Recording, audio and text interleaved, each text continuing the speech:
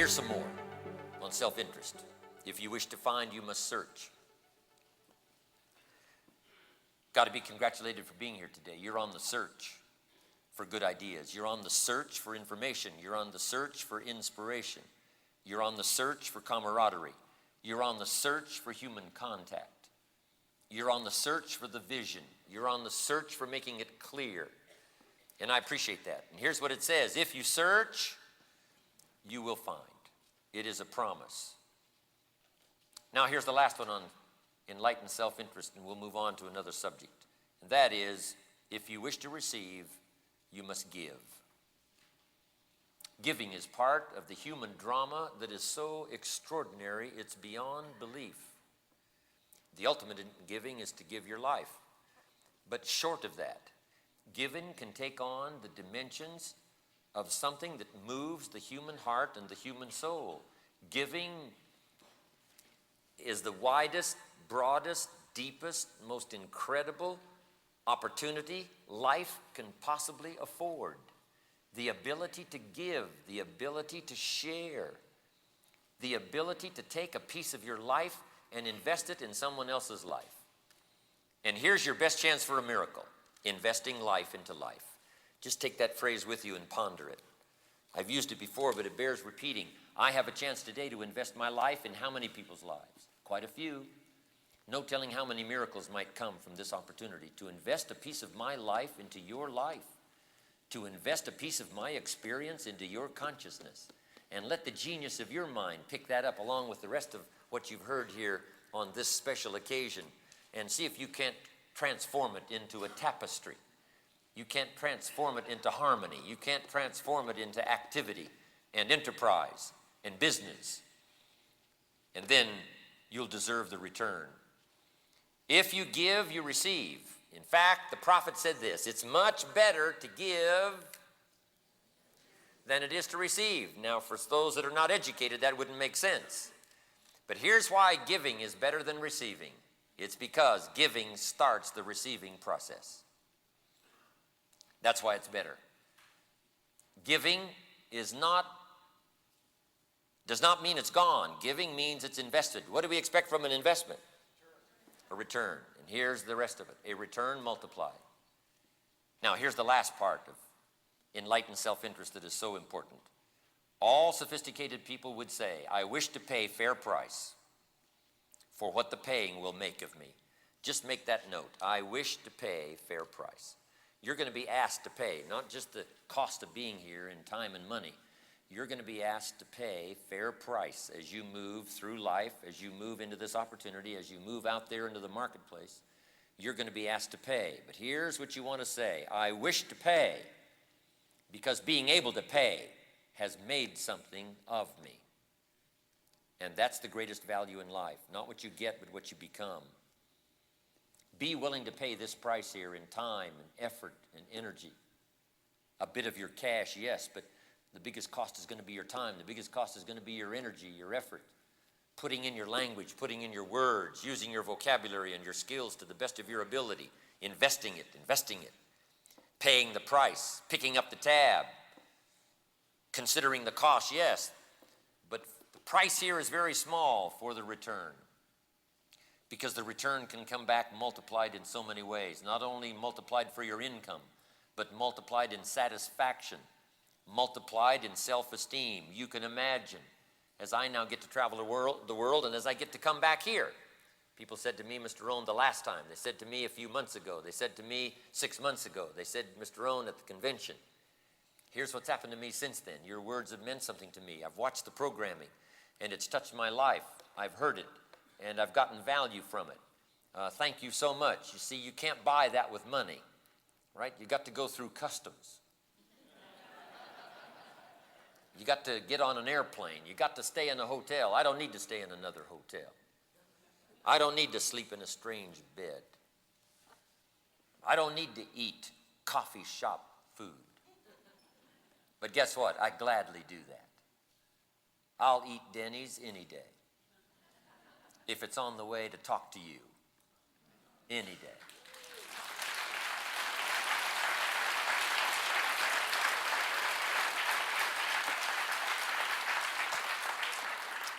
Small price to pay to put up with a few inconveniences. Small price to pay on a daily basis to put out the energy and to put out the effort for someone to say, your life experiences was meaningful to me, here's what's happening. Small price to pay for the return. Now that we live in an extraordinary country, now that you have a hold of an extraordinary opportunity, and now that you've got a chance to be around extraordinary people who share among themselves extraordinary ideas, there's no reason why the small price that it's going to cost here in time and effort and energy cannot give you a return beyond your imagination. Little did I know growing up in the farms of Idaho that the return for me would be so gigantic. Little did I know when I met my mentor at age 25 that by paying that bit of price of rearranging my philosophy and paying a bit of the pain of giving up the blaming someone else and taking the blame myself, that bit of pain that I had to go through accepting full responsibility, the bit of pain I had to go through learning those skills, the bit of pain I had to go through doing it over and over, learning the skills of communication, learning the skills of recruiting and sales, learning the skills of organization, learning the skills of enterprise, the bit of pain I had to go through. Little did I know back then how small the price was going to be compared to the incredible return. And I promise you that will happen for you. If you will carefully here pay this price.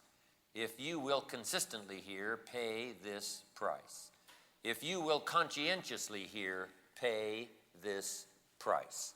I promise you, the reward will come in dimensions that you cannot now imagine.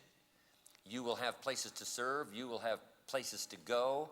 You will have people coming back to you as the years unfold saying, you've touched my life, you've touched my health, you've touched my family, you've touched my future. Along with your bank account that grows, that's not the most important thing to grow. Here's the most important thing to grow. Self-esteem, self-worth, self-judgment that says, I paid the price, the return is mine, it tastes sweet, and it's not just the money in the bank, it's not what you can count in terms of coin. It's what you can count in terms of heart. It's what you can count in terms of soul. It's what you can count in terms of friendship. It's what you can count in terms of relationships. It's what you can count in terms of someone smiling in your face and saying, you're meaningful to me. You've been valuable to me. When you add all of that up, it's beyond rubies. It's beyond diamonds. It's beyond millions. It's beyond treasures hidden away in the earth. It's beyond all other value. This kind of value that's shared among human beings. That's why I'm here, right? Not here for the money. Don't need the money. I'm not here because, I just love to travel, right? I am here to make an investment. And the drama of payoff for me, especially the last 25 years, has been so extraordinary that to have a chance one more time to come here and make a deposit of my experience, I wouldn't have missed the opportunity. I wouldn't have missed it. Whatever I had to do to get here. Fly all night, fly all day. Take care of whatever tasks need to be taken care of, right? When I finally discovered this morning my suit need ironing, guess who ironed it? Guess who pressed it? I did. Pressed my own suit. Pressed my own shirt. I thought sure they'd be okay, but I didn't check till this morning. You're supposed to check the night before, and I was a little late. So sure enough, this morning, before the proceedings were underway, I'm up there with the ironing board. You should see me. I'm a sight to see. I am not good at it. In fact, it probably shows. I appreciate that. But guess what? I gladly do all that.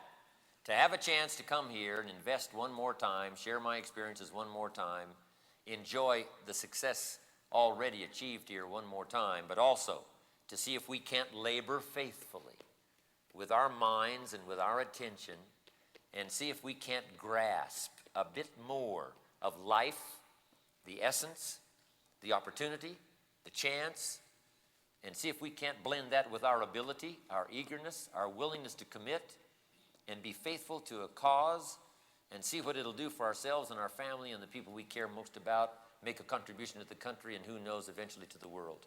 I wouldn't have missed that chance. That's why I'm here, and I know that's why you're here, and we're going to carry on.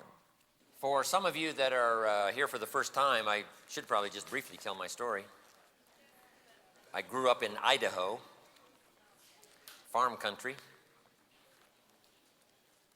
My father still lives there on the old homestead. He just turned 92 a few months ago.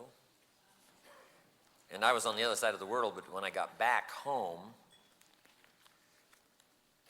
just a little while back, he was so proud to show me he got his driver's license renewed for 4 years. Till he's 96. So he's excited about that. Anyway, I went to high school, this little farm community, southwest Idaho. Our farm overlooks the Snake River. Neat place to grow up. I was born in Yakima, Washington. But my parents moved to Idaho when I was 1 year old, so I grew up there.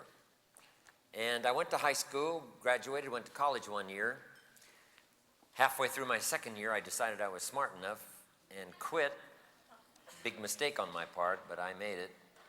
Thinking I'm smart enough to get a job, and at the time I thought, you know, if you're smart enough to get a job, how much smarter do you need to be? So with that bit of shallow thinking, I quit school, went to work. A little while later, with some fancy promises, got a young lady to marry me. Fortunately for me, she said yes. We started a family, and I'm out there working as hard as I can, but falling a little bit behind every year. Probably normal, living the normal average American young couple's life. But I'd made these big promises, and I was working hard and trying to make it fit. But by the time I reached age 25, I got pennies in my pocket, nothing in the bank. Creditors now calling once in a while, saying, you told us the check was in the mail. I'm getting embarrassed by all that. And really embarrassed about being behind on my big mouth promises to my family, wondering what should I do, where could I go from here? And then good fortune came my way. Difficult to describe sometimes how something remarkable happens at a particular time. But my good fortune was I had a chance to meet a rich man. Not just rich in money and wealth, but rich in ideas and rich in experience, as I found out later. A friend of mine went to work for him, and he said, you got to meet this man. And he described him, said he's rich but easy to talk to. His philosophy of life was unique. And I got so intrigued, I said, I got to meet this man. Had a chance to meet him, Mr. Schoaf, Earl Schoaf. I was impressed. He was rich, obviously. But he was easy to talk to, comfortable to be around. And as soon as I met him, I said I'd give anything if I could be like that comfortable and that rich. And what would it take to live a life like that? I was so intrigued. And then I thought, if I could just get around somebody like him, if he'd teach me, I'd learn it all. And that was my good fortune. He hired me a little while later, and I worked for him for 5 years before he died at age 49. But the last 5 years of his life, fortunately for me, I got to spend those 5 years with him. And my dream came true. He coached me, taught me. He taught me the principles. He taught me to refine my thinking. He bluntly told me the truth in terms that I could understand. He had only gone to the 9th grade in school, so he had a way of putting things in simple terms. And I got the message. And the things he shared with me during that 5 years before he died literally transformed my life. Incredibly changed my bank account, changed my income, changed my future, changed everything.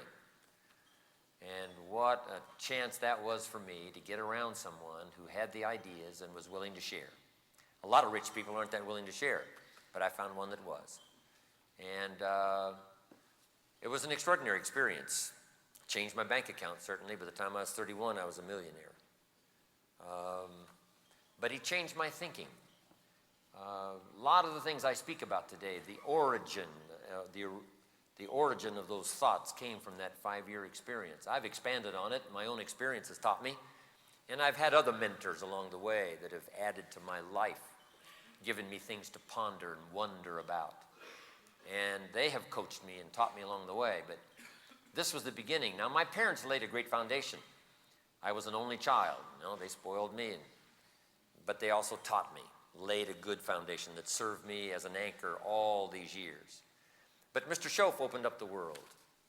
and let me know that I could become anything I wanted to become. My income could change, my health could change, my relationships could change.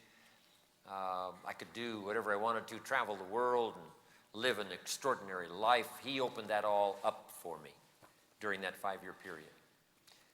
So I will always be grateful for having a chance to meet someone and to spend some time with someone who cared so much about investing in someone else's life. I was the beneficiary. I promised him before he died that I would share with the people I worked with like he shared with me. And that was the beginning. I didn't know it was going to be for the public. And now I do public seminars. Living in Beverly Hills, a man said to me once, "Jim, you got to come tell your story to my service club, the Rotary he belonged to." And I went and shared this breakfast speech. They liked it. My phone rang 2 more times that day. And I started spending some time talking now, little talks, breakfast talks, luncheon talks for the public, for these service clubs, outside my own business.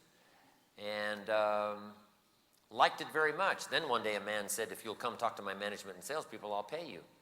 And that started a whole brand new career, speaking for companies, corporations, as well as for the public.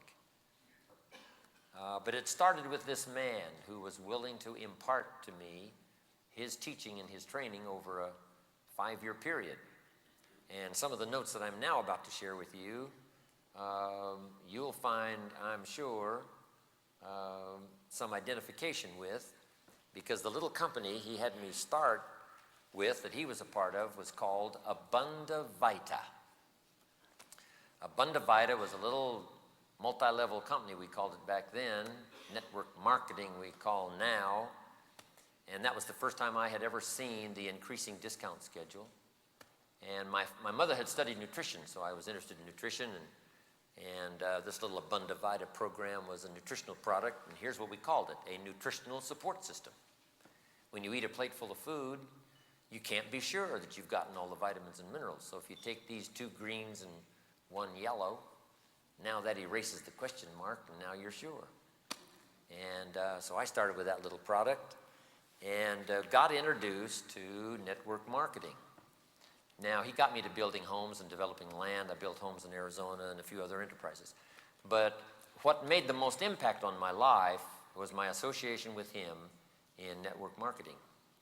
And he sold me on the fact that I could make a fortune, farm boy from Idaho, raised in obscurity to the rest of the world, limited education, 1 year of college, that didn't matter, that I could use this new plan. And back then, the increasing discount schedule and network marketing was fairly new. One of the old originators was Nutrilite.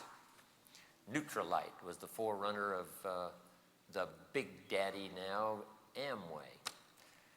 But it was just getting started back there in those early days.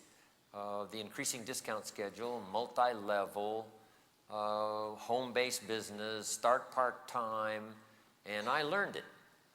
Now, I've done a lot of other things in terms of enterprise, from fine jewelry to the taco business, and you can't be much more diversified than that.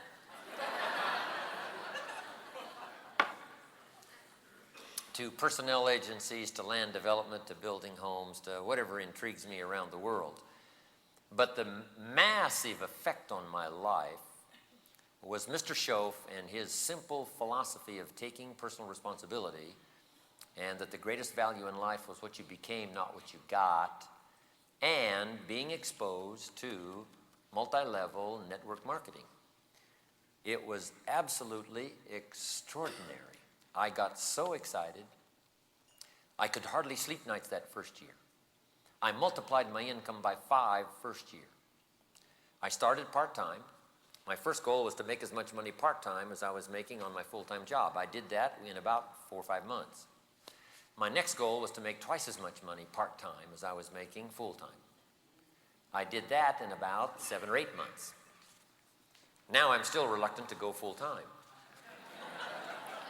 And the reason? I didn't want to give up my story. if I could show you a way to make twice as much money part-time as you're making full-time, would you be interested in at least taking a look? I'm telling you, I could recruit anything that breathed. At least I could get them to look. So finally, it didn't make sense not to go full-time, but I was reluctant. I wanted to keep that story, making twice as much money part-time as I was making full-time. Now, I didn't have much of a challenge because I wasn't making that much money. By the time I ended the first year, though, I did multiply my income by 5. Now, it didn't take all that much to multiply it by 5 because I was a clerk in a store working for Sears when I met Shof off the farm, so I wasn't doing very well. But anyway, what a drama that was on my life. And my other enterprises are all special to me, and all the things I've done. Mr. Shof gave me an entrepreneurial idea. He said, find a uniquely talented person and build a company around him. My home building company in Arizona was such an enterprise. And give them a piece of the action, set it up and go for it. What a time saver that turned out to be later. Because I used to start something and try to find somebody. He said, no, find somebody and then start something. So I did that. And now, of course, in Idaho, it's agriculture and livestock. My neighbor and I are going to probably put a little vineyard in. Idaho's getting to be famous now for its wines. A little place called Saint Chapelle. Neat little place. And so all that diversity. But the drama that changed my life and still affects my life, and the people I love to spend the most time with are people like you that find this kind of opportunity that has such a magnificent reach and does so much in terms of exposing you to ideas for personal development, setting goals, leadership, and all the rest of the skills that are difficult to come by working in orthodox corporate America. Now, orthodox corporate America is part of the stability of America, and it's part of the scene, it's part of the marketplace. But the dynamics, especially in the last 50, 60 years of network marketing, giving a chance for what I've been teaching kids now for a lot of years, for capitalism to flourish at the grassroots level. A senator asked me not long ago, what is it about multi-level? What is it about network marketing that makes it flourish so well? And here's what I told him for your notes. I said, it's grassroots capitalism in action.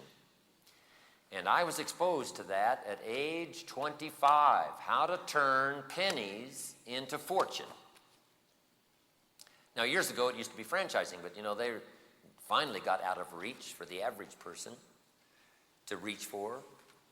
So along comes network marketing, a chance to turn desire into riches. Napoleon Hill wrote the book, Think and Grow Rich. And here's part of the essence of the book, how to turn desire into riches. Now, there's some steps in between desire and riches, but you begin with the desire. And that's what's phenomenal about network marketing, a chance to turn pennies into fortune, a chance to turn nothing into something, a chance to truly make the American dream come true by participating in capitalism at the grassroots level. I learned all that when I was 25 years old. I was so stunned by the increasing discount schedule marketing plan. That first night, I was up till at least 3 o'clock in the morning, and I made about $2 million. I'm telling you, on paper. Now, it's a little more difficult to pull off in person. But that first night, I was absolutely dazzled beyond belief. And I played, as you have already played, right? The what if game. What if I had 3 and if they each had 3? What if I had 5 and they each had 5? What if I had 10? What if I had 100? What if I had 100 and they each had 5? And those 5 each had 2? I'm telling you, that first night I became wealthy.